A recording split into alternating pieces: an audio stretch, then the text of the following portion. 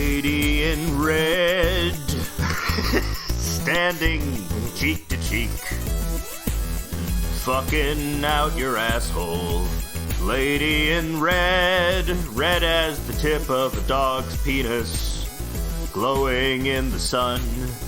Lady in red, blood staining your sundress, 'cause you just cut up a little Croatian man. Oh, Lady a melon. in red. She What? cut up a melon, okay? It wasn't a Croatian man. That's a derogatory word for little Croatian men. Really? Melons. Yeah. Melon is a slur? Yeah, melon is a slur. You melon. You goddamn melon over here. Welcome to the sports show. This is the show about sports. Today, huge day for sports, of course.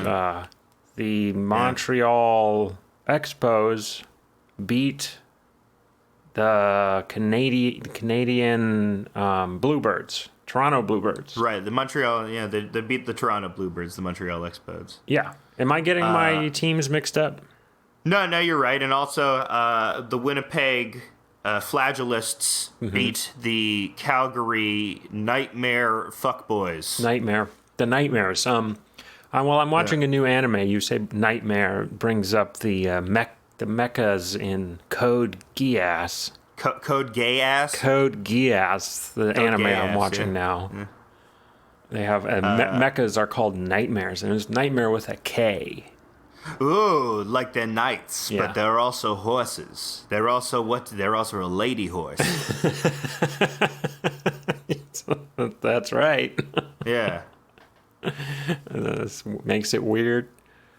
Wait, are the mechas horses? No. I've never seen Code Geass. That's a blank spot in my anime pantheon. No, they're not horses. They're just normal, like, they look like Transformers. Oh.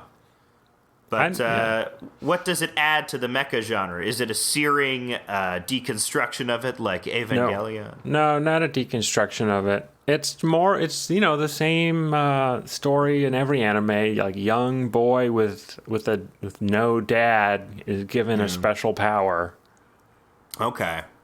Usually in mecha animes, there's like a lot of warring colonies. That's often a theme in mecha animes is warring colonies. The funniest thing about it is that Great Britain has become an empire called Britannia, and they've taken over like a quarter of the world, and there's four empires in the world: Britannia, China, Russia, and the EU. The EU? Yeah, really? EU. That's funny. America just didn't make it, I guess. America didn't make it. America became Britannia.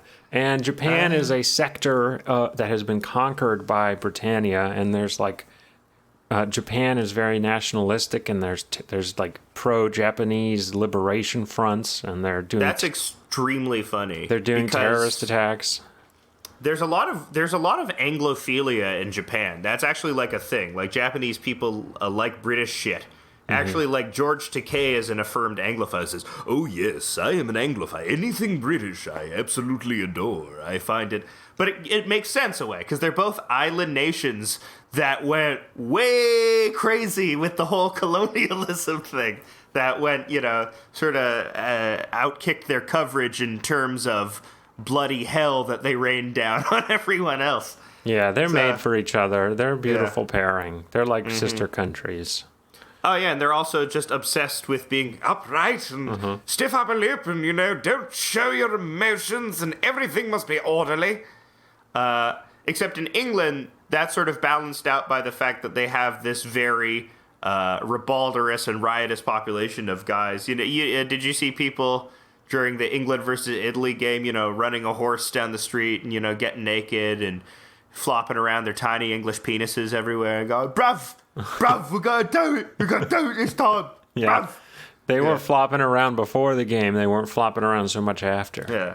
But Japan, there's not that counterbalance. There's not that, drunken garbo proletariat that is the secret face of Japan. It's just all formality all the way down. Well, they are all drunk. They are very drunk. That is true. They're very drunk, but they keep it together in a certain way. Japan's weird because they're all drunk, but they're like all drunk with their work friends. Yeah. Constantly drinking after work. Yes. They all maintain a certain base level of politeness as well. Even when they're entirely wasted, like a Japanese guy will still clean up after himself at the bar. Whereas, the English guy will just shit on the bar table. That's the real barstool sports right there. The English are barbarians. Yeah, they're barbarians. They're totally uncivilized. Yeah, exactly. That's what's funny about their accents, too, because they'll talk like this, and they'll just be tearing apart a child's rib cage like a Thanksgiving turkey. There you go. And eating their heart. Yes, very good. Yeah. And, they're monster cannibals that are fancy boys as well, which is what's funny about them. Yeah. The worst country to pick to have base a legal system on, also. Yeah. Oh, yeah, the adversarial legal method. Let's get two guys, and they're going to argue, no matter what, the actual merits of the case are, they're going to argue the most extreme hypothetical situations, and then we're going to judge based on that, we're going to win law by fighting each other. It's like two guys 1,000 years ago decided something, and then that becomes something. We're going to reference that forever now. Yeah, and that's the part that's common law as well, is that, the law that's in the 1600s, it's precedent. It's very hard to get over. We can't get over this precedent. It's precedent. They already decided it. If we couldn't get over it, it would break the precedent. There's too much precedent. Decided. Yeah. It's not really an evolving legal form. Speaking of the adversarial legal form, the Ed Buck trial is going on. Woo. Ed Buck, for people that don't know, is a large and powerful Democratic donor that was found with not one but two young black men overdosed on meth inside of his mansion. They overdosed on meth, and then sadly died of AIDS. Yes, and that is the argument. Very sad story. Because right after overdosing on meth, they died of AIDS, and it was very, very hard for them. It's like a 1-2 punch. Exactly. Oh no, the meth and then the AIDS. So God, but that's you're joking. But so his defense attorney is fucking Christopher Darden, the DA from the OJ case that famously got his ass handed to him by Johnny Cochran. And, you can see the footage of him weeping after losing the OJ case. And now he's the guy that's defending Ed Buck, which seems, I'm not a black person. I don't have any ability to comment on the black experience. But a guy that was already seemed largely hated by the community for going against a popular figure is not doing himself any favors by defending Ed Buck. Well, lawyers don't care. Yeah. They're nice, because lawyers just don't care. Lawyers just don't care. But that is, the premise of the adversarial system is that Chris Darden is ethically obliged to say these two kids that it is ethically the best thing for him to do to argue that they died of AIDS, not meth overdoses. Or, their days were numbered, as Christopher Darden said. These kids weren't going to make it. They just happened. That's a great argument for a murderer their days were numbered after all. And it's like, technically you have a point there, Mr. Murderer. Everyone dies, so you were just, in fact, helping out the system. Mm-hmm. But it's very clear to anybody that followed the Ed Buck case that Ed Buck is one of, it's Pizzagate. Pizzagate is real. Ed Buck was one of those guys. He's not doing satanic rituals. He's doing weird sex stuff. But the ritual, the part of Pizzagate where they solicit where they do underage sex trafficking, that part is absolutely true.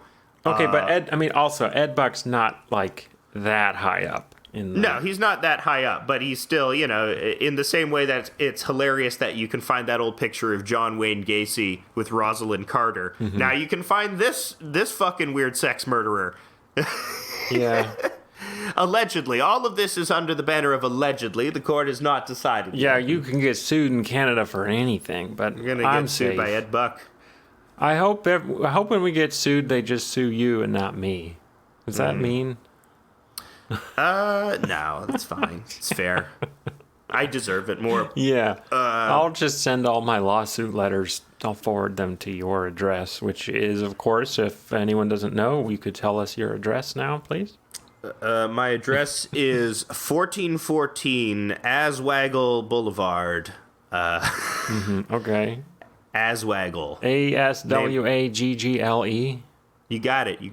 Okay, send your packages. Send your letter bombs and anthrax packages there. I'm gonna glitter bomb you. I was thinking about glitter bombing the town council. Just trying to, just being like, from your local anarchist, here's a glitter bomb, and they're like, oh, we can't get anything done. There's glitter everywhere. What they don't know is that we've manufactured a strain of anthrax that looks exactly like glitter. Hey, no, we haven't. Allegedly. Wait. Allegedly, we've manufactured a strain of anthrax. If we say allegedly, then we're safe, right? Yeah, if we say allegedly. Does it work that way too? It works. It's the safe word. It's the ultimate safe word. Right. Allegedly, I'm gonna do 9/11 again. Yeah. Oh my God. Allegedly, I was Bill Cosby's drug dealer. You know. Yeah, he was just using Benadryl. I don't get why he was in jail for giving people Benadryl. Bennies and Sudis, you know. Get your headache. Have a really bad headache, Janice Dickinson. Take these Benadryls. No, that's bad. It's funny. It's okay because it's funny. He's out of jail now, so I don't think he'll be doing anything there. Yeah. Well, the funniest thing that ever happened with Bill Cosby was when he went to jail, and then the second funniest thing was when he got out of jail. It's funnier than all the stand-up, right? Yeah, it's the funniest shit in the world. Why is it the funniest because shit they in the fucked world? up so bad. That's why.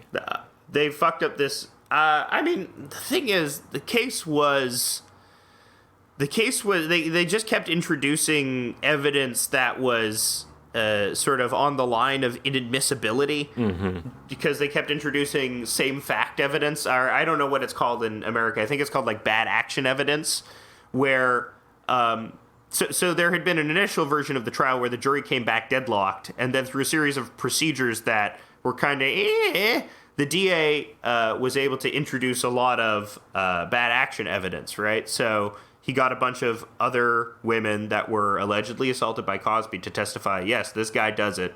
He does it all the time. And that was enough to convict him. The problem with it is the provision of that evidence apparently was done so improperly that it allowed on appeal judges to say, yeah, we have to throw this out. Cosby also had an army of lawyers gunning for him. You know, I'm sure usually, stuff doesn't go to appeal or it doesn't get amended because the client simply can't afford to do it. And in this case, he could. So, well, it's, just a reminder to the DA, you got to cross the T's and dot the lowercase J's. Mm-hmm. You can't, because of Cosby's eye thing, you don't want to, that's why. I don't know that much about it, but, the case, even though it's clear to anybody if you were to take an educated guess, yeah, probably, yeah, definitely, even in fact. Well, we are all sinners, guilty and deserving of prison, so. Yeah, sure. Mm-hmm. I think I feel comfortable in saying I'm not a good person, but I'm a better person than Bill Cosby. Nope. We're all the same amount of bad. You're right. We're all the same amount of bad. You can't Catholicism, judge. Baby. Yeah, you can't judge either. No one can judge. Only God can judge, and God's the judge. So there's no judges except for God. Here come the judge, as Pigmeat Markham would say. Well, I wanted to talk about freedom, specifically how Cuba needs freedom, as Pitbull has said that we need freedom and we need to wake up and give freedom to Cuba. or don't, or whatever you want to do. I mean, his statement was he's an incoherent baldman. Mm-hmm. His baldness doesn't have anything to do with how he talks, but I feel like he gets more sunlight directly into his brain through his bald head, so I think that affects it more. Well, you can see in the pictures that Cuba lacks freedom. You can definitely tell all the pictures that are going around. There's lots a lack of pics. Lots of pics going around of Cuba. No freedom there. None. I don't think they can buy new cars from America. I don't think they can, there's no freedom in that way. I don't think they can buy clothes from America. No freedom there. They don't have Paramount Plus in Cuba. Yeah, can they even get Netflix? No, there's no Cuban Netflix is terrible. It all it has is old House of Cards episodes. That's all it has. House of Cards is all they get. Yeah. Oh man, that would suck. They just get all the pedophile series. It's it's only Kevin Spacey. Oh, I guess there are some other Netflix series, not with pedophiles but with rapists, like The Ranch with Danny Masterson, who is a rapist. Yeah. Well, do we need to say allegedly on that one? Was he convicted? I don't know. I'm not keeping up. I don't know. Let's say it just to be safe. Allegedly a rapist. Allegedly. Danny Masterson seems pretty credible though. Sure, he's a Scientologist. So, Scientology. Are you free in Scientology? Some Scientologists are free. Maybe we should bring Scientology to Cuba. Yeah. Yeah. I mean, wasn't that L. Ron's original plan, just to use his boat and spread Scientology around the Caribbean? Maybe I'm making that up, but I like the idea of him, using Sea Org and becoming like a real Jimmy Buffett type character, and becoming like a real, or like or a beach bum type of character, and L. Ron Hubbard's just going down to Barbados and says, "You know what, man? I live how I want. I live free of Xena. Your Thetans are attaching themselves to you, and you know what?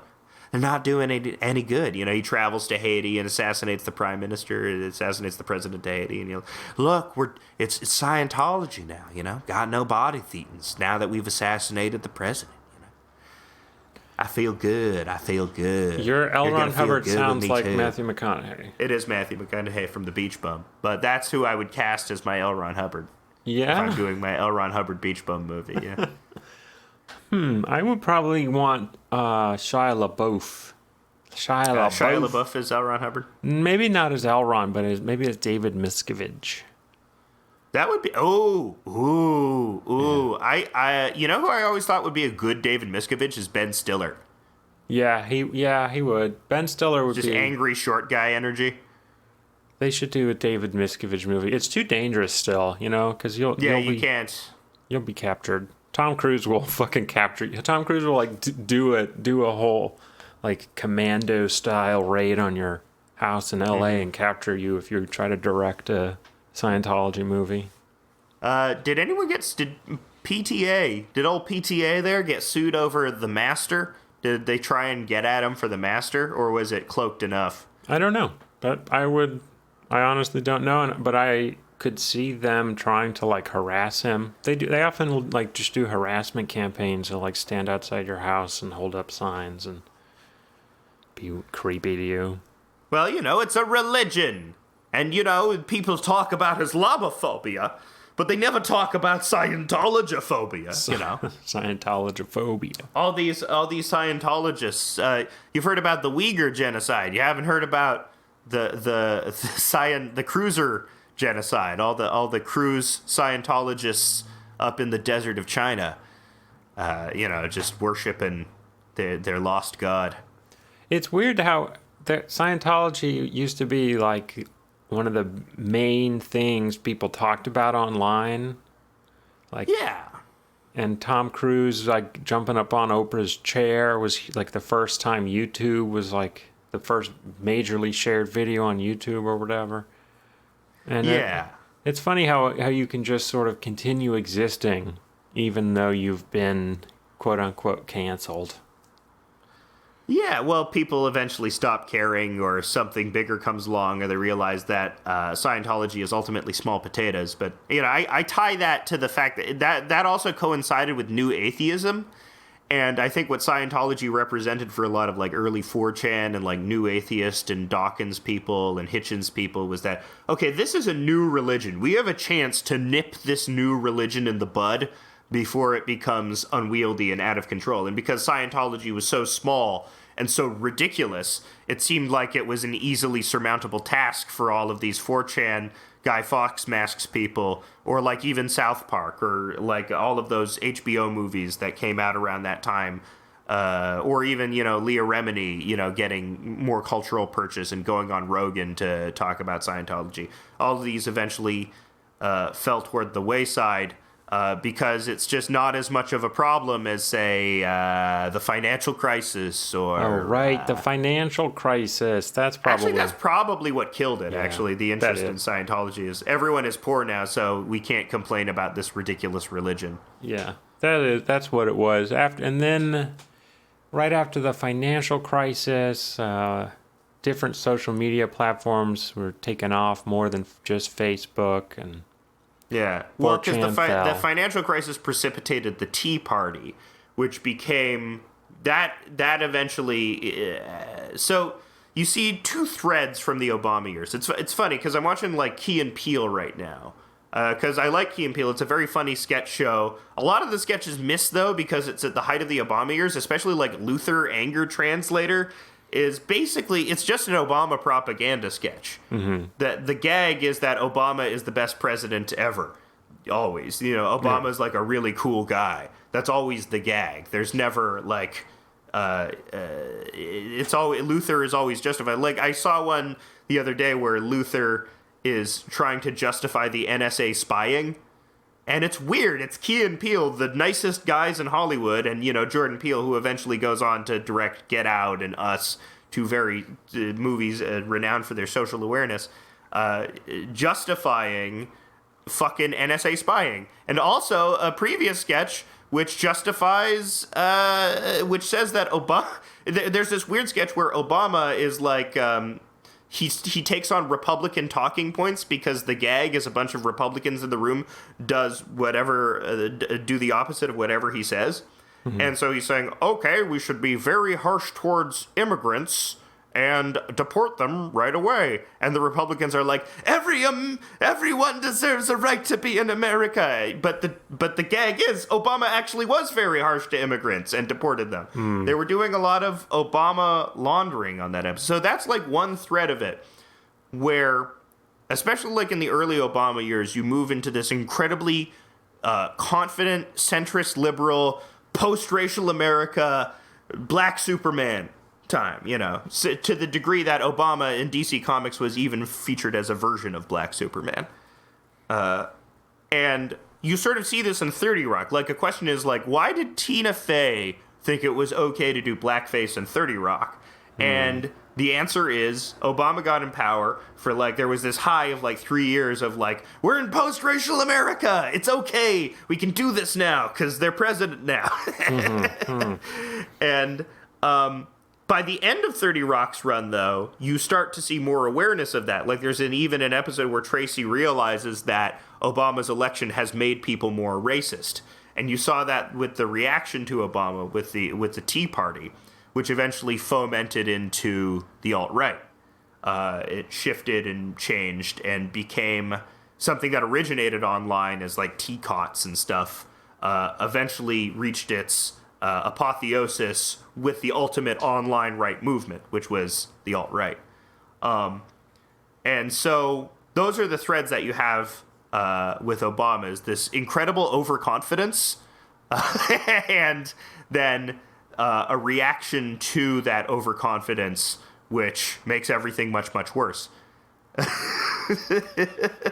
Yeah, well, and I'm not saying that was entirely... Mm-hmm. That's not anybody's fault, it's just that's how the cookie crumbled, that's stimulus and response, right? Yeah. I'm not saying Obama intentionally set out to create a reactionary movement against him that would bring us...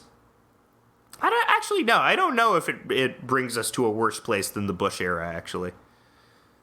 The thing about evaluating the post-Trump era, do you really feel America is worse off or more distrustful of their government than they were before the Trump era? Yeah, I do. I think it's a lot worse now.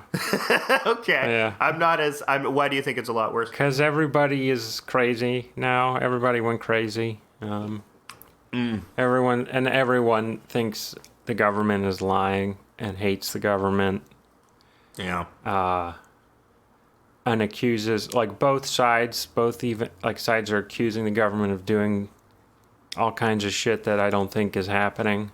Yeah. From the, like, you know, the right is saying the government is responsible for fomenting or creating Black Lives Matter protests, and the left is saying the government is creating Cuba protests. And then the left is saying that the Democrats stole the election from Bernie Sanders, and the right is saying they stole it from Donald Trump. And the centers are saying... the centers are saying just, like, chaotically extreme things from both sides. Centers are saying Russia's... It's all about Russia with the centers. Yeah, the centrists are like, we have to nuke Russia. Yeah, the centrists have taken on the most hawkish position, which is bizarre, actually. They've taken on... when you talk to your average centrist liberal, it's weird how much more hawkish they are than... Because, like... Okay, it's that weird thing with that Ben Garrison cartoon when Donald Rumsfeld died, where it was like, Donald Rumsfeld's going to hell, and people would be like, damn, Ben Garrison.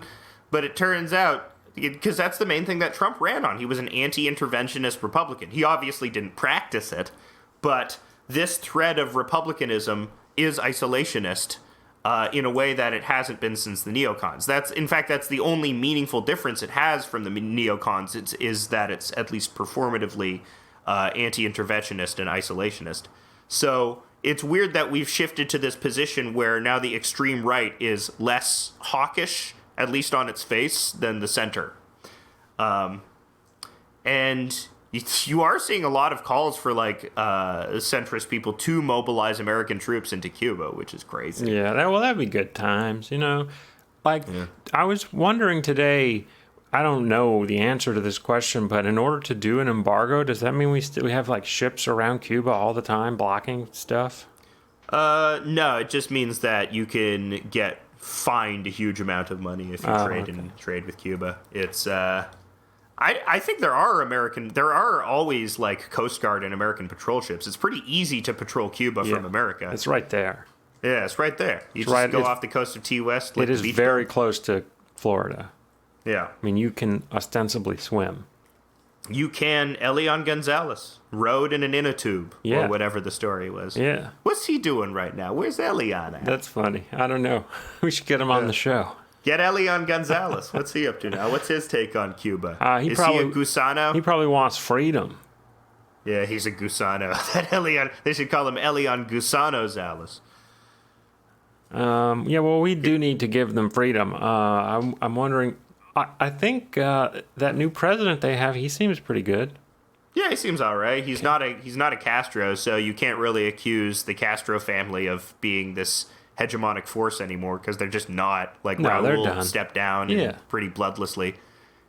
And he seems pretty moderate too, which is funny.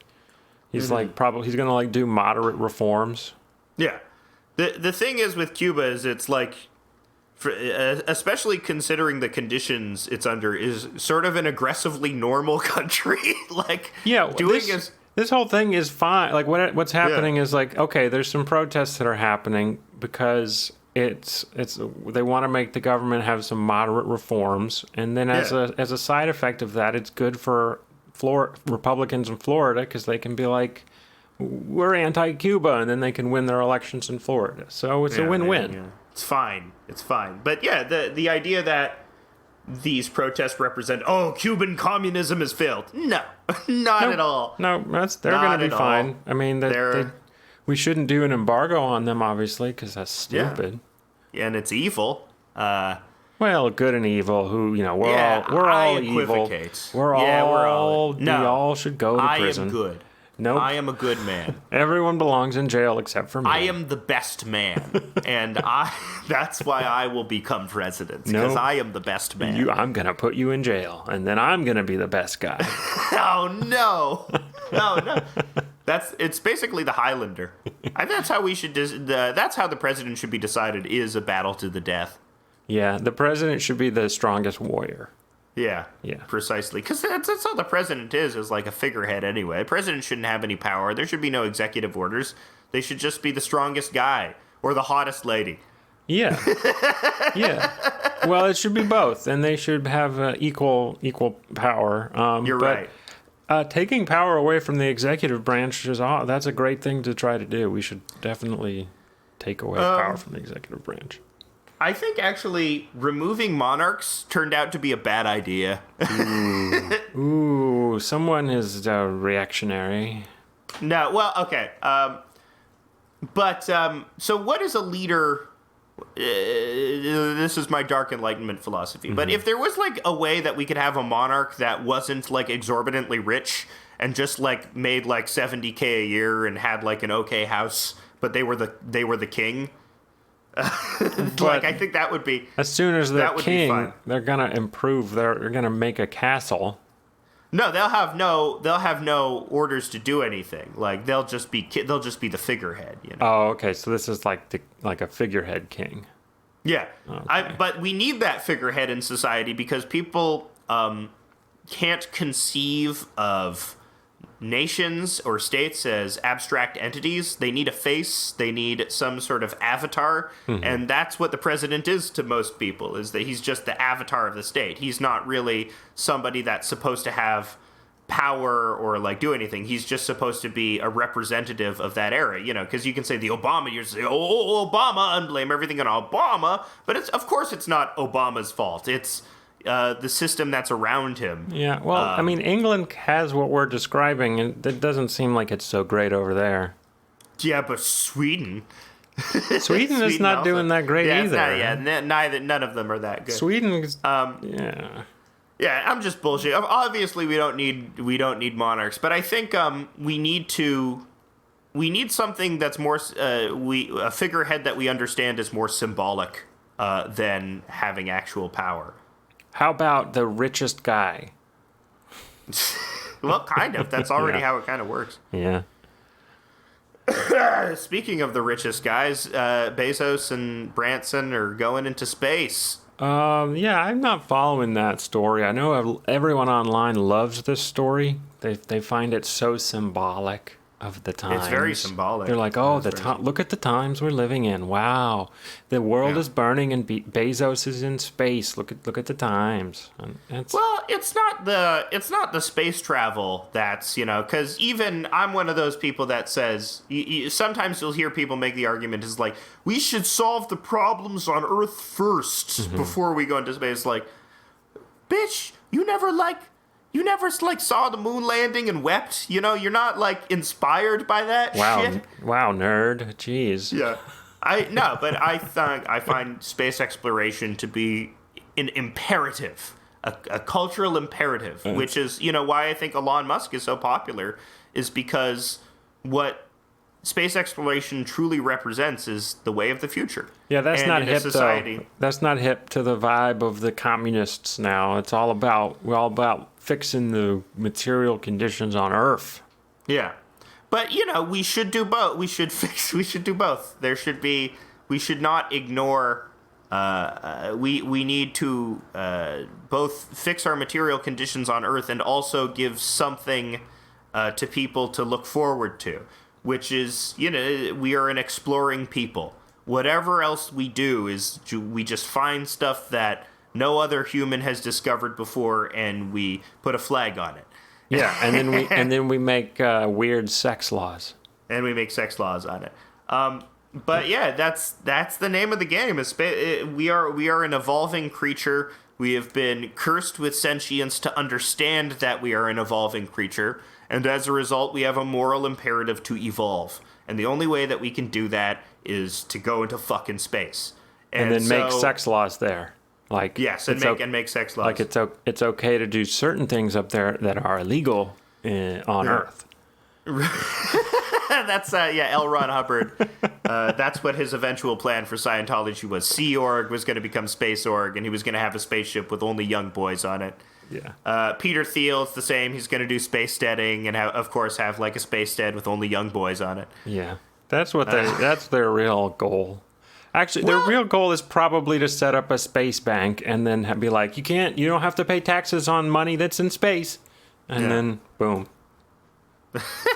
As we learned from ancient Greece and Rome, the desire to bed young boys was a driving force of empire. So maybe that's what the Prostasio organization should be focusing on. Oh, is that what's-his-face's weird thing? That's the pro-pedophile organization? Or they're not pro-pedophile. Okay. So it's a very eyebrow-raising organization. You talked about Noah Berlatsky on the show before, who's a journalist that covers trans issues, and he's mostly good on that, but he also has this, he's like one of these like very extremely like sex positive and, questioning ideas about, sex constantly. And so he's tangentially associated with this organization called, by tangentially, I mean he's written articles for them, called Prostasia. And Prostasia is an organization which seeks to get child abusers into the conversation about child abuse, because their argument is that, look, we need to understand this taboo subject, and we can't be afraid to interview these people and get their important perspective on it, which sounds reasonable, but that's also the reasons behind the Kentler projects, as we talked. Helmut Kentler in Germany, the pedophile who was like, oh, we should have foster children adopted by child abusers because they know how to take care of children. Yeah, I mean, the reaction should basically be like when you see a cockroach, you hit it with a boot. That's how you should react. I mean, it's like, I'm not saying like no quarter for self-admitted pedophiles, but also, another member of the organization is this guy that makes adolescent real dolls, which is very, very disconcerting. Like sex dolls that look like children, and the idea is that, it's supposed to be some sort of methadone for pedophiles, I guess. Oh, right. Okay, medically assisted treatment for your addiction to being a freak. Yeah, here's your medically assisted child sex doll. You gotta get the Punisher to fill them with holes.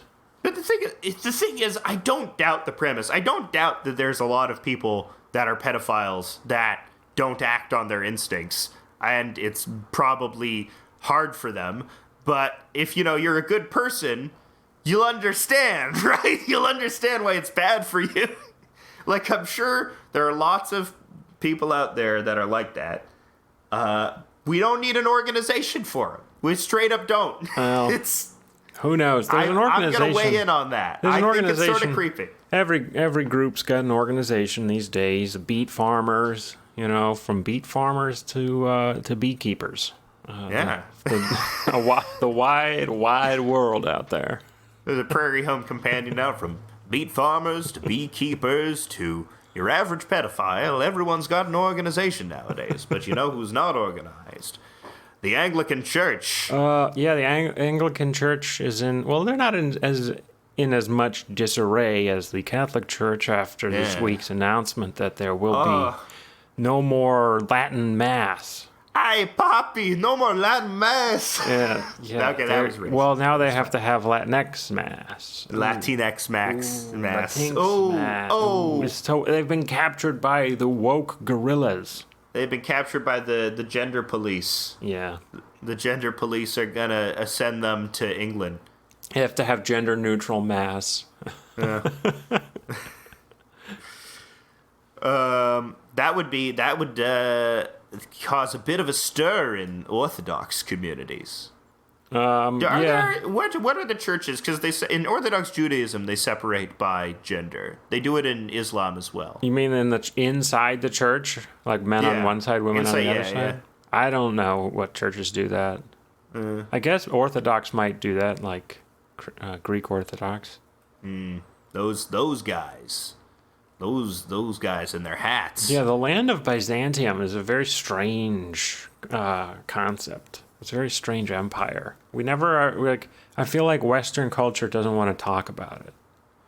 Yeah, it's not, because they're like whites, but they're not, It's like the uncanny valley. It's too familiar, Yeah. It's almost like it's close enough to us, but there's just something off about it. It's the bizarro version. It's so weird. It's like there's this huge empire that lasted for a long time, and we don't talk about it. No. And it informs, all of this culture in the Eastern Bloc that we similarly just have no idea about. It's like when you're looking in the mirror on acid and you're like, that's not me. Yeah. That's not me. Right. But it is you. You're just it's all the same rituals. They're just in Cyrillic and not in your Arabic your Arabic alphabet, or whatever it's called. What is the English alphabet called? What is that alphabet called? Not Cyrillic. That's the Latin alphabet. It's the Latin alphabet. See, forget Latin Mass. Yeah, come on, Pope. We got to bring back Francis. Latin Mass. Dude, people were saying horrible, like traditional Catholics online were saying horrible things about the Pope. They're like, the Pope is going to hell for doing this. Not for that, but some of the other things. This Pope's been nice. But yeah, you know what? I'll cut Francis some slack. I don't expect him to love the gays. I don't expect him to, be pro-abortion or anything like that. But he's definitely evinced a more gentler image somehow. I think it's just because he has kind eyes. That's all it takes. He's the first American Pope. He is the first American Pope. The first American. He is. So it's just like that. Because he's Jude from Law South series. America. Right. He's a proud young American. Yeah, he's an American. He's one of us. Yeah. Ain't that America? You're an American. I am an American. Yeah, we're all Americans over on this. We are all Americans. We're all part of the same continent, North-South America. Yeah, we need to team up so that we can defeat Britannia in the upcoming country war. That would be the funniest team war. up. Oh, man. North and South America versus the rest of the world. Honestly, North and South America, our cultures, I'll take them against anybody. Hell yeah, we're going to win. We're going to beat the EU-China consortium. Yeah, exactly. Team America. Mm-hmm. The actual Team America. Actually, I think, that is the weird thing.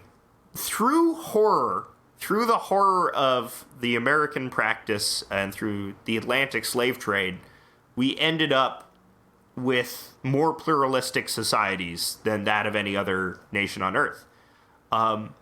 And I would argue it's better, actually. Well, we also had, at times, fairly liberal immigration policies. Yeah, there's more than just that, but, a lot of the reason why America and Canada and South America looks like they do is because of horror and exploitation, which... Well, yeah, but the diversity also comes from letting people come in the 1800s and the 1900s. Yeah, I'm not saying, but also the horror. Okay, the horror. Also the horror.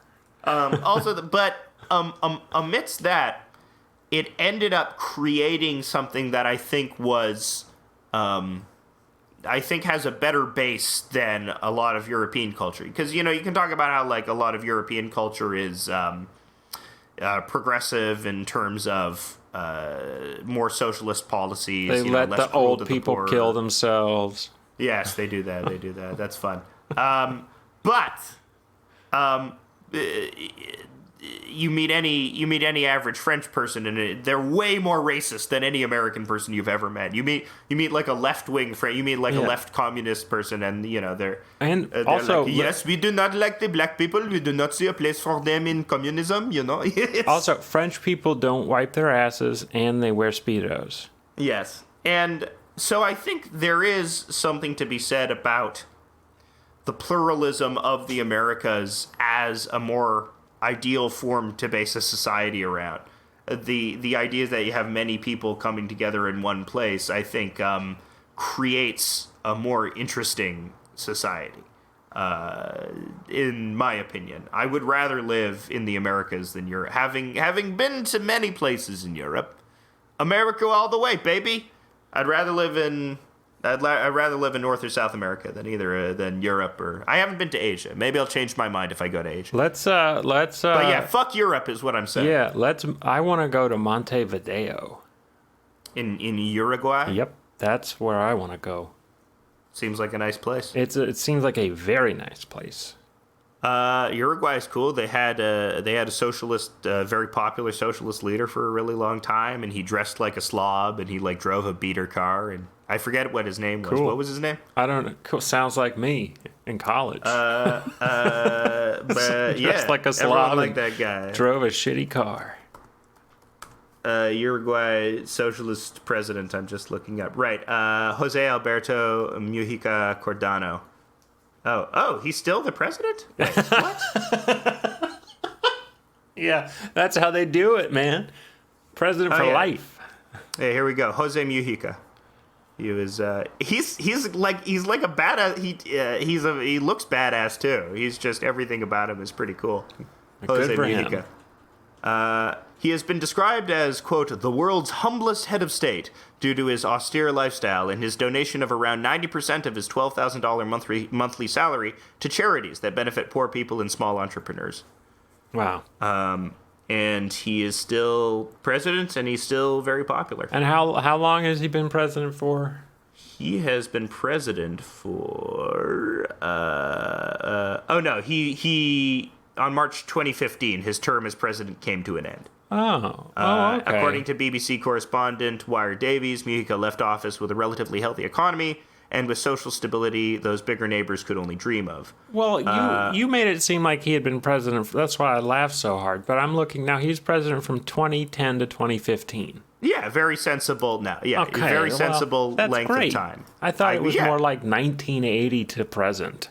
Yeah, everybody. Yeah, Jose Mujica, generally beloved head of state. I'm sure there are criticisms of him that I can't, that I don't understand because I don't know the politics of Uruguay that well. All I know is this guy, in the political sphere, where all world leaders or all leaders of any country are expected to be a bit of a bastard. This guy seems like less of a bastard. If you analyze him according to the weird like racial and ancestral filters that you have to be qualified on the left, he is of Spanish Basque ancestry and Italian ancestry, so he is a colonizer and therefore bad. Well, you're talking a lot of smack about these left guys. Yeah. Is it because also, I mean, the problem with that, the thread of that is that Fidel Castro, by that measure, was also a colonizer. Yeah, so that's often cited as a reason to criticize him. What's funny is I'm seeing that from centrists who are defending Cuba, saying, you need to listen to black Cubans because Fidel Castro was a white Cuban and he created a communism for white Cubans, which is that's not entirely true. He made a racist communism. Yeah, it's so true. It's so true. So true. So what was it like for black people under Batista? What was that? I don't know. What was that like? That's too far in the past. That's too far. That's too long ago. That's in the long ago. We don't remember.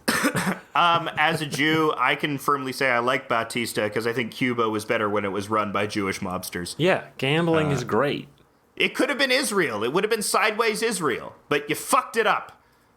That would have been funny. I mean, I'm looking at Uruguay here still. It's really a great place. Why are you hyping up what got you on the Uruguay? Because it's like the coolest country in South America, in my opinion. And cooler than Peru? Yeah, it's cooler. It's cooler than Cooler than Bolivia? Yeah, it's cool. I know. You don't have to go. I know. It's cooler. Cooler than Chile? Yeah, I think so. They kill people in stadiums in Chile. I've never been to any country in South America, but the first one I'm going to is Uruguay. You are gay. Yeah. Wow. That's what? That's from The Simpsons. How did you think of that? That's the old Homer going, "You are gay." That's funny. Southern Hemisphere is cool. I'd like to live in the Southern Hemisphere. Not a lot of stuff there. Less land there. People in the South, they tend to get the short end of the stick. Not Australians, though. They're doing all right. Well, the reason I want to go to Uruguay is because it's rich. Is it rich? Does it have oil money? It's rich comparatively. It's ranked first in Latin America for democracy, peace, low perception of corruption, and e-government. Yeah, it's a very stable country. It's got e-government, which is government. E-government. Yeah, e-government is electronic government, which means on the computer.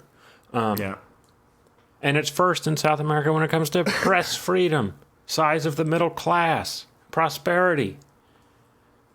We're a Uruguay podcast. It's the lowest ranking South American nation in the Global Terrorism Index. They're definitely doing better than Brazil. Our old boy Bolsonaro had too much poop in him, and he started getting the hiccups. And he had to have his poop extracted through a tube in his nose. This tracks with my general theory that smaller countries are easier to run than larger countries. Yeah, people lament balkanization, but maybe balkanization, you know? Well, there was that guy Julius Krein, who's like a fascist, kind of. He was writing... What a name! He got an opinion piece in the New York Times, and he wants to set up like regional governments that are in between federal and state, and it's like regional governments to do industrial policy. So he wants to have like a Midwest regional government, a Southwest regional government, a Northeast regional government, a Northwest regional government, and they cooperate in order to like bring industry back and have that, and it's just like a nightmare.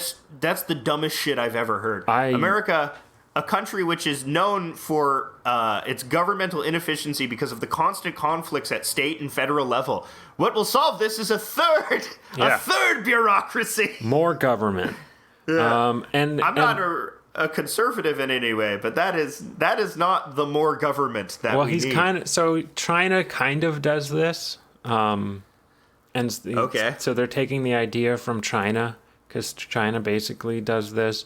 Yeah, but they have a culture that is generally more compliant with this type of bureaucratic organization than America, where it's administrative. I mean, I'm sure China has the same sort of petty stuff, but you know how in every movie you see the FBI and the local law enforcement at each other's throats?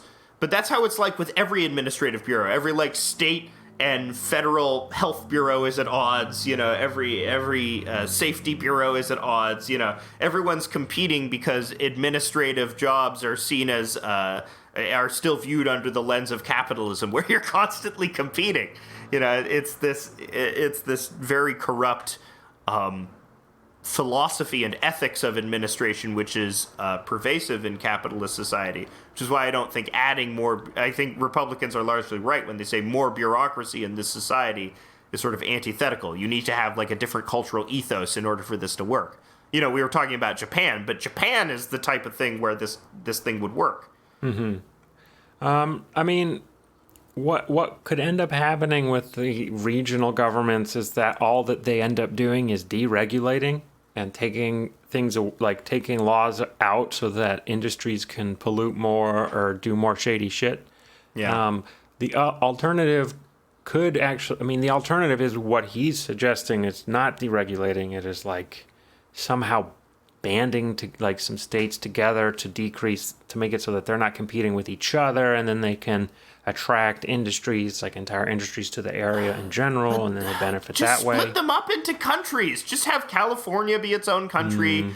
Just have New England be its own country. Just have New York and New Jersey be its own country. Just have the Great Lakes region be its own country. Can't do that. I mean, balkanization. If you do then forced balkanization. Then how are you going to handle like the currency issue with that? Like, cause everyone just uses. It's fine. You just use all the same dollar, and it's all worth the same. So there's still a federal reserve. No, they just one bank. Let's give it to there will be an arbitrary debtor nation composed of Delaware and D.C. that will run the bank, and they will distribute the currency in the same way that they float American currency down to Latin countries. There will be the bank country, like an American version of Switzerland. So that means all the other countries. So we're going to have the world's going to be ruled by Delaware, and then eventually already is, baby. In 100 years, there's going to be like a Delawarean Holocaust because everyone's pissed that everyone from Delaware owns the banks. Yeah, and the spirit of Joe Biden cries, you know. Yeah, we're gonna let's let all the people from Delaware run the banks. I don't know. The idea of regional governments in between state and federal is interesting. There's the concept of like interdependence with like cities doing that in states, like so cities banding together to form some kind of organization. Yeah. But that just sounds like a municipal like a commuter shed or like a metropolitan area. You just expand what a metropolitan area is. Yeah, I don't think that's gonna fix what ails us. And I really don't think that there's too many prohibitive things because of the way our federal system is set up to make industry not flourish. You know, like industry's not flourishing because of federal allowance of exporting jobs to other countries and allowing companies to headquarter themselves in other countries and all sorts of tax loopholes. If we change some of that, we don't have to add a whole separate government inside to try to attract more companies in. So to me, it sounds like a recipe for like really marrying corporation and state in a new government that has no basis in the Constitution and could easily be wielded in a very fascistic way. So someone needs to squash that little twerp, Julius Krein. Julius Krein! Yeah. It is me, Julius Krein, and I have mutated and I have the face of a piranha.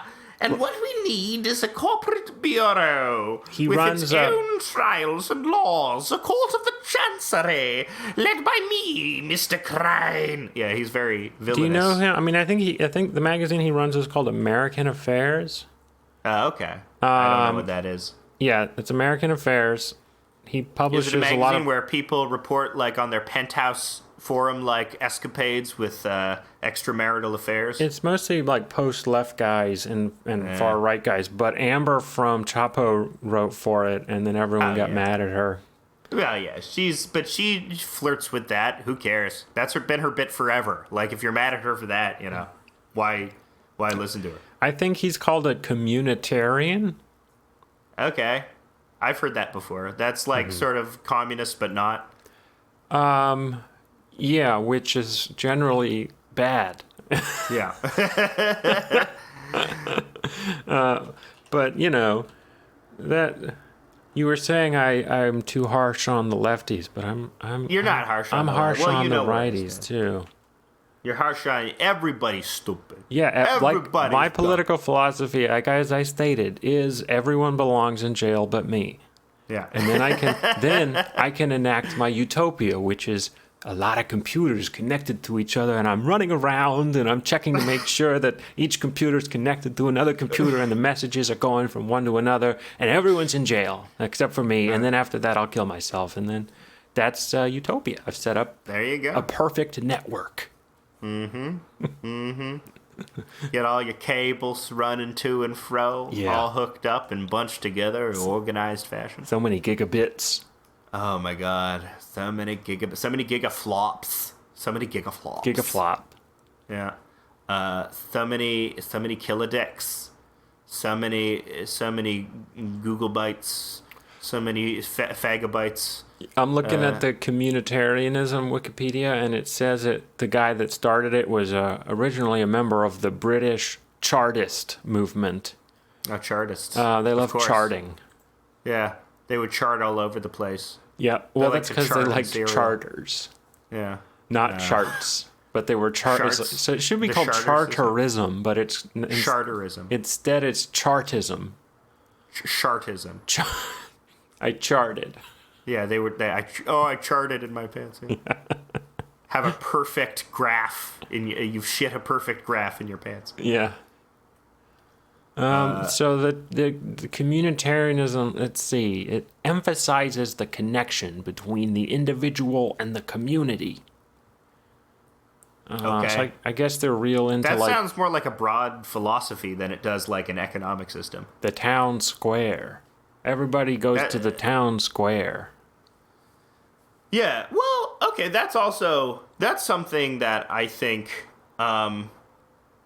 sort of is changing in society, and maybe for the better, is the idea that we delegate our politics.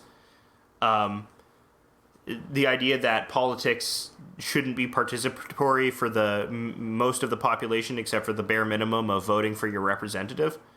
I think that's changing a lot. I think people are seeing that, no, everybody has to be involved. You can't delegate your interests. Well, that's what it says. Like they're saying philosophical communitarianism considers classical liberalism to be incoherent because of the fact that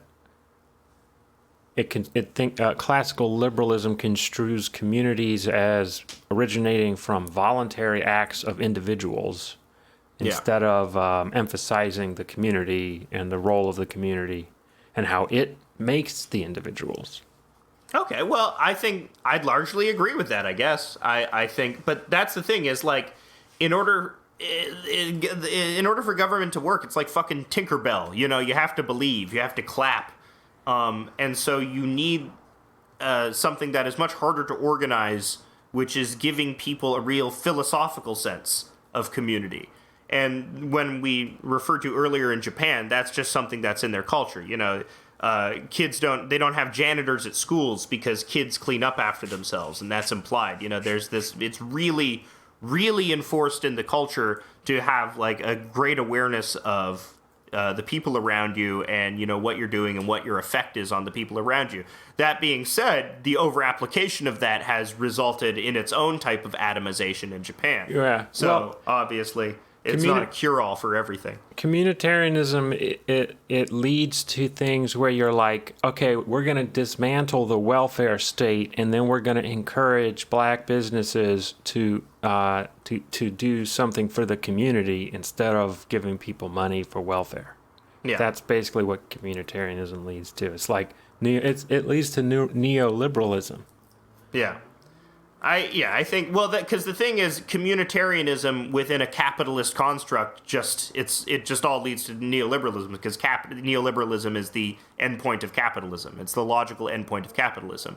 We must experience constant growth, and the way to do that is through constant intervention, and that is the that's the goal. That's like a recipe to screw things up, man. Yeah. Why are they screwing everything up? Why are they screwing everything up, man? Why are they doing that? You know, they could just not. You know, they could just not be screwing stuff up. I want to see what happens if nobody does anything for a whole year. Everyone puts everything on pause and just hook up your computers. Okay, everyone, just quit what you're doing and get some computers and hook them all up together and see. Trying to create your utopia. Just quit messing with the laws and the trials and the crimes. Everybody quit. See if you can hook up your computers together, all of them. See what happens. All of them. Hook them up together, all of them. Hook them all up. All of them. Yep. Get your computer, get your Toshibas, get your Dells, get your fancy Macs if you got them. If you got them, learn to do the cross provisions for hooking up, you know, across platforms. Yeah, they got them all up. Multiplexers, demultiplexing. Got to get them all hooked up. Dongles. Yeah. So many dongles. Multiple kinds of dongles are going to be needed. Yeah. Multiple dongles. Not just one. Not just one dongle. You're living many dongles. Yeah, you're living that dongle life now. Yeah, I bought a Mac recently, and now I'm a dongle man. You're dongle boy. I'm Brian Dongle Man. I'm King Dong. Okay. This is going nowhere. That's going a good dongle place. Riff is going nowhere. Dongle, I think that's a good riff. Dongle riffing has been done. Yeah, because it's a funny word. Sounds like penis just automatically. Oh, Barack Obama's like a communitarian. Oh, great. Yeah. Great. And he did so good. Yeah, he's good. He was very good. He was the best. No, I mean, the thing is, like, we need communitarianism, sure. I do believe that people do need a greater vested sense of interest in their government. I do think the average citizen should, including, you know, me, and I don't do it. You know, I talk pretty about it, but I'm not going to commit to it because I'm lazy. Who's your city council person? Kristen Wong Tam. Wow, you know. Yeah. I know mine. Well, she's famous for sucking. She's famous for she's famous for being a friend to, because the space in Toronto which she oversees is the Gay Village. A lot of history in the Gay Village. People like the Gay Village, and a lot of heritage buildings in the Gay Village, and she's seen as more amenable to the interests of real estate developers than she is to the constituents of the one place in Toronto that generates the most culture for Toronto. Not the one place in Toronto. It's like between the Gay Village and Weston, that probably. So people Weston are like, we want to rename the street Prolapse Square, and she's like, right. She's no. I want to build an apartment building. Yeah, she was against the whole Prolapse Square movement. But famously, there's this club called Cruise and Tangos. It's the most prominent drag club in Toronto, and there was talk about bulldozing it for one of them famous Toronto condos that they're always talking about. And there was huge backlash. The winner of Drag Race Canada Season 1, Priyanka, was like, Kristen Wong-Tam said, "Congratulations, Priyanka." And Priyanka was like, not a look, sis. And like Priyanka, who is not a political person, was able to take a stance on this because it's like, you're threatening our beloved drag clubs, you real estate lady. Mm-hmm. Wow. So I was unable to exaggerate Toronto local politics. Yeah, it was Prolapse Square. I mean, it's not called Cruise and Tango, but yeah. No, that is it. That is pretty. You hit on precisely. I mean, if we ever but we wouldn't name it Prolapse Square. We'd probably name it after some famous Toronto gay person, like Drake. Whoa! Hey, he's not. He's very straight. He might in be. Fact, hey, you can't ever tell. Someone might still be in the closet, and you don't want to say a mean thing. Drake isn't gay, but he has had his dick sucked by men and enjoyed it. Allegedly. Allegedly. I could see him like suing us for that. Just like a small No Time podcast called him gay, and he's like, I gotta sue them. Drake is doing fine. I don't think anybody doubts that Drake is a heterosexual. In fact, you know how earlier we were talking about pedophiles that mask their pedophilia? He's not doing it. No, he's a role model. Allegedly. He's a role model for everyone. He's sliding into a lot of 14-year-old DMs. Oh, allegedly. Oh, boy. He's too heterosexual, in fact. That's what happens when you're too heterosexual, is you just loop around to pedophilia. Well, let's see, I'm still looking at communitarians. Apparently the communitarians, they don't like John Rawls. John Rawls? Isn't that like the person that Liz Brunig is a huge fan of? I think like Matt all the weird Brunig is Matt Brunig's profile picture is John Rawls. So there you go. Yeah, like left Caths and religious led, like left. Well, Matt Brunig is an atheist. They like John Rawls because he's trying to write like basically the dogmatic version of liberalism, like the catechism of liberalism. It's like, this is completely logical, and everything follows, and everything makes sense except for the basic things that I'm founding everything on. Like, you can't prove that. That is absolutely like the funniest thread of like religious thought, is when they're trying to prove God rationally. Yeah. That is one of the funniest, and they all do it too. They all like Augustine is all about trying to prove the existence of God and evil rationally. They don't all do it. I mean, some of the more fun Protestants, like the Seventh-day Adventists, they don't deal with that shit. They don't need to. Yeah. They're very based, the Seventh-day Adventists. Yeah. I love them. They church on Saturday.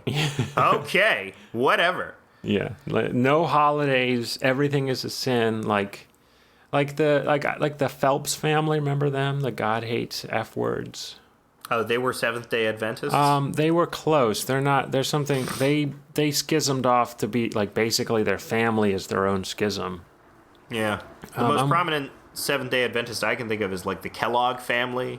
You know, and they ran a sanitarium, and in your neck of the woods, in Michigan, in fact. They were a bunch Kellogg's? of Seventh-day Adventists. Wow. Yeah, the Kellogg's. And that's what, because the other thing about the Seventh-day Adventists is they're all like health food Christians too, so they all believe like, your body is what God gave you, and you need to eat leafy greens in order to maintain it. And so they're into a lot of, supplements and health food, and that also dovetails nicely into, an obsession with Big Pharma trying to poison them, and there's a lot of which I'm sure also goes into QAnon as well. I'm sure there's a lot of Seventh-day Adventist QAnon overlap. So or I guess anti-vaxxer Seventh-day Adventists as well. The Westboro Baptist Church is Baptist, so that's they're Baptist. That makes they're not sense, Seventh-day Adventists. They're Baps. Yeah. They're really West Bappin'. I mean, they've had a crazy time. Like someone bombed their house in 1995. Yeah. And of course, but no one's sympathetic towards those guys. No one likes a group that holds up thank God for dead soldiers. That was one of their songs.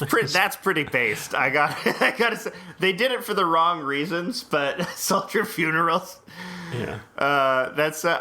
You know what? I'm not totally fuck the troops. As we've said on this show before, very early on in the show, when we had like Lux and Griffin on, they were sort of explaining the proletarian nature of the army and how like you can't indict a soldier on their moral decision to join the army in the same way that you can indict a cop for their moral decision to be a cop.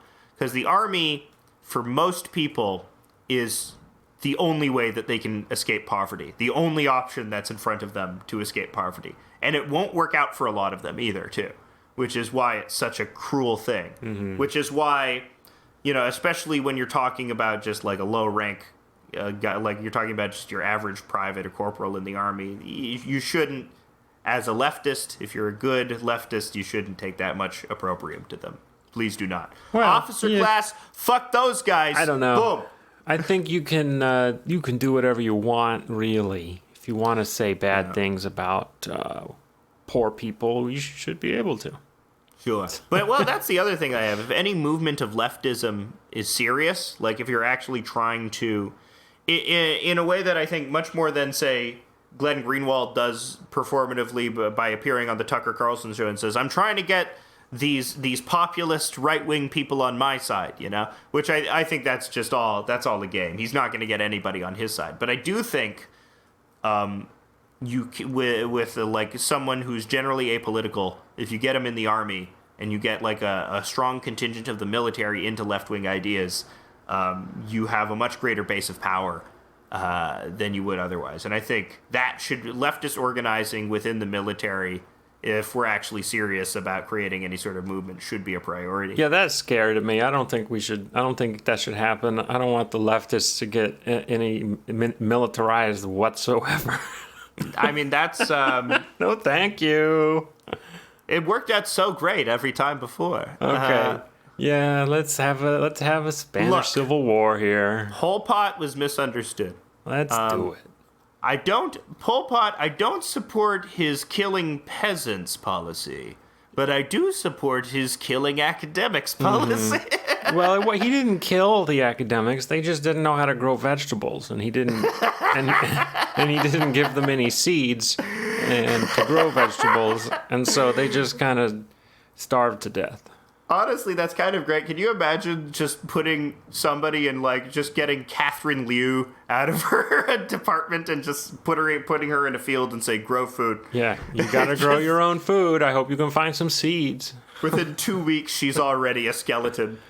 Somehow she has decomposed that fast. Well, that's a fucked up way to do things. Yeah. But maybe people should have to grow their own food instead of going to the grocery store. That's what if the ultimate communitarianism. Yeah, we just take out... I mean, you say you're a leftist, but you shop at the grocery store. Well, that's another thing that I commented on that I was thinking about recently is because people always mention so it's the Matt Boris comic, right? Yeah. The old Matt Boris comic, right? Which everybody knows it by now. We should improve society somewhat, yet you live in society. Curious. I am very intelligent. And the message of that comic, which I largely agree with, I think it's a good comic, is that just because you participate in society doesn't invalidate criticism you have about society. I think that's fine because, you know, you're largely forced to participate in society. You don't really get a choice of, you know, what's available to you. But people have perverted the message of this comic to mean you don't have to take any personal responsibility or make any lifestyle change whatsoever because your actions are always so insignificant and small that nothing you could do could ever drive any sort of significant political action, so it's not even worth doing, which is sort of defeatist and doomerism, you know. Well, I also agree that individual choice matters way less than a corporation being regulated by the government. Individual choice, if everybody does it, does matter. We can influence what Amazon does if we stop buying off Amazon. Or if there is like a concerted effort or a dip in sales or like a boycott. Because if we're BDS and we're serious about BDS, that's what BDS is premised on, that our individual choices can have an impact on the political action of something. So we need to carry that logic forward. We can't just we can't just use the hopelessness of society and the intractability of the corporations around us as an excuse for not modifying our behavior. I mean, if you're gonna have an excuse, just be honest and say, no, I'm fucking lazy. I don't want to not shop at Amazon because it's super fucking easy. That's the only valid excuse. Not, the superstructure. No, you can easily, not easily not shop off of Amazon, but there's lots of stuff around you that you have access to. Why do you need that thing off of Amazon? Do you really need it? Do you actually really need it? Or is it a luxury? People, they don't want to confront that because, you want to have your cake and eat it too. You want your full space luxury communism. Yeah. Even though that's probably stupid. I agree. I don't think we should improve society. I don't think you can. So, everything's just getting worse. And if it wasn't, we wouldn't have a show. So yes, it's in our interest to try to make things worse so we can keep podcasting about it. Mm-hmm. What are we going to call it? House of Ascent? House of Utopia? Maybe we start getting around the 100 episode mark, we start getting really optimistic and we're like, House of Incline. House of Incline, yes. We're running up that hill. We're not rolling down rapidly. We're running it up. We're using our effort. We're Kate Bushing it. We're making a contract with God. Mm-hmm. I like God. I feel like God. Running up that hill. I sent you this article about panic. Did you read that? No. What's it about? It's about this guy Tanner Greer, who's one of the few conservatives that is not crazy, who I would recommend reading his stuff. And he talked about the concept of panic in terms of government response to pandemic, and how the elite. So he talks about how the elites are really worried there's going to be a panic, and so they don't give correct information to the citizens because they're worried they're going to be swept away by panic. Yeah, that's a frequently occurring thing in government. He talked about historically. After the invention of air raids and airplanes dropping bombs, people before the Second World War were really worried that a bombing campaign would send the populace into such a panic that they would overrun their government and the country would collapse within a matter of days. Like if you were to do a massive bombing campaign. And the Second World War disproved this. And he talks about in his article that during times of disaster, society improves. People start acting nice to one another and helping one another during disasters. And it's actually the opposite. And what happens is the elites panic because they see solidarity among the common people. Yeah. And so there's an elite panic that happens. And what happened with the coronavirus is China didn't want to let anyone know about the coronavirus at first because they were worried everyone was going to panic. Mm-hmm. But if they had just been honest, then... And at the same thing, Trump knew. Bob Woodward wrote that book where Trump's talking to him being like, yeah, this is 10 times worse than the flu, but I don't want to say that because everyone will freak out. So this is all a roundabout way of saying, if natural disasters are increasing, one small... good part is that we'll see society improving to deal with that. Maybe. Yeah. I don't know. Think so. I don't know if we can conclude that. That's my conclusion. That's why I'm happy about climate change now. There you go. You're what's it called when you're black-pilled but optimistic? Yeah, I don't. Rainbow pilled? Yeah. I don't know. You're rainbow pilled now? So it's rainbow pilled makes it seem like I'm a Toronto council member. We need to get Kristen Wong Tam more rainbow pilled. I know that we are. The thing is, like, we are in the twilight of liberal democracy. That's why it feels like we're in decline, because liberal democracy has created conditions so drastic that within 50 years it will have been outmoded. You're just going to need either you're going to need a more centralized authority to deal with the unprecedented problems, or it's going to descend into full-on failed state and Mad Max zone. So that's where it's going, and the choices for more centralized authority are fascism or communism, and so we're moving one way.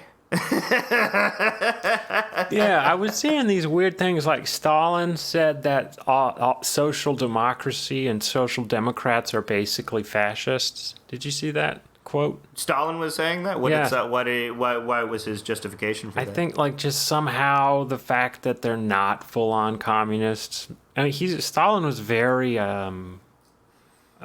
binary, I think. So yeah, I think he was like, anyone who's not a full-on communist is enabling the fascists. I think there is like a grain of truth to that, though, in that liberal democracy, as we've seen, cannot be trusted to rout out fascism. By its very nature, liberal democracy argues for unfettered free speech. Right. So it also argues for speech that actively harms liberal democracy. Yeah, which maybe is why we can turn to talking about the only thing that's been in the paper, because there's been a news drought, is this Biden was saying Facebook's killing people. Is it? From the vaccine Well, I mean, I think Facebook is killing people, probably. I think it is creating that sense of atomization, which everybody is experiencing. Yeah. And is making the quality of our lives and the quality of our friendships and relationships less than they were in the past. And I think that's, maybe that's how it's killing us. But he meant it literally because of vaccine misinformation. So all the libertarians are up in arms, and they're like I'm seeing this guy Justin Amash that I generally agree with a lot of what he says, but now he's saying shit that I don't agree with, because he's saying he's like, there should be a right to do misinformation even if it kills people. Yeah, that's something. I mean, because the other extreme example is Jen Psaki said that you should be able to, shut down speech which is actively spreading misinformation. I mean, the thing is, the question with that is who gets to decide what is misinformation and what is the real information, But at the same time, I don't see a reason why platforms are obligated to host people that say the earth is flat, or that. I don't understand, maybe that argument would come up with like a public sphere, but as we understand free speech in America, I mean, that's what's weird about when people are commenting about this on Facebook or Twitter is like, no, the gag is they're private corporations. They can do what they want, right? They can regulate whatever speech they want. But as been pointed out before, because these are the only the only platforms and the most prominent platforms, you are effectively censored if you're banned from them. So, and so we need a nationalized Facebook where you can say that, all Jews are going to vaccinate you with herpes or something like that. Yeah, it's weird to me that they're privatized, and then that the executive branch is like stepping in to be like, we're going to work with the private corporations to censor people. That's bad. Yeah. I don't like that. That is bad. That, do I care if Facebook does that independently? No, I don't fucking care. I care it's when something I like. I would much prefer for Congress to work with Facebook. Even if it's still bad, I would still prefer for a representative body to regulate Facebook, instead of having the executive branch do executive orders to ban Mike Cernovich from every platform. But the idea that there is no precedent for the government regulating what is true and untrue is absolutely stupid and false, because the government runs education programs, and which is all about, what do we want our kids to be true. And every year in Texas, there's a teach the controversy where, smart people are like, no, by teaching all of this God shit in science class, it's ruining fucking science class. And all the dumb people are like, no, teach the controversy. Teach the thing that is not true.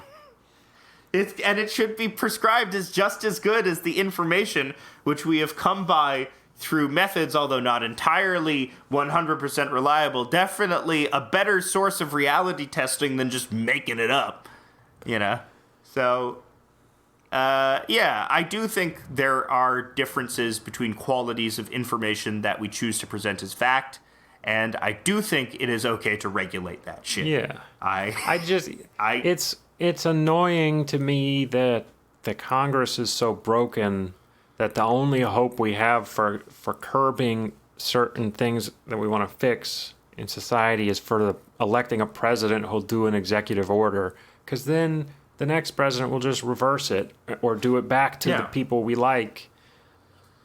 So... But that's because Congress is intractable. We have no sense of unity or development. We have no communitarian spirit.